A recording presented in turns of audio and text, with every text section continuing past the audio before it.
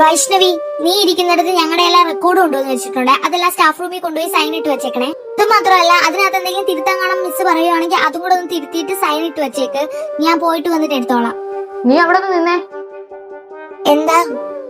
നിന്റെ ഒന്നും കയ്യിൽ കുരുവൊന്നും കയറിയിരിപ്പില്ലല്ലോ. അതുകൊണ്ട് സ്റ്റാഫ് റൂമിൽ കൊടുക്കാൻ വേണ്ടിയിട്ട് വല്ല പൊട്ടത്തെറ്റും എഴുതി വെച്ചിട്ട് അവിടെ കൊണ്ടുപോകും. അത് കീറിക്കളയും മിസ്. എന്നിട്ട് ഞാൻ നിങ്ങൾക്ക് വേറെ നല്ലതായിട്ട് ചെയ്തു തരണം. നീ എന്താ ഇങ്ങനൊക്കെ സംസാരിക്കുന്നത്? സാധാരണ ഞങ്ങളുടെയൊക്കെ വർക്ക് ചെയ്യുന്നതും തിരുത്തുന്നതും ഒക്കെ നീയല്ലേ. ഇനി മുതൽ ഞാൻ ചെയ്യത്തില്ല. നിങ്ങൾക്ക് വേണമെങ്കിൽ നിങ്ങൾ കൊണ്ടുപോയി ഒപ്പിട്ടോണം.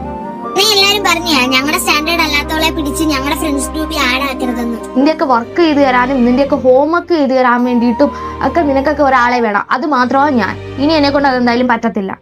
പിടിച്ച് മത്തേ കിടത്തി അത് കിടക്കത്തില്ലല്ലോ.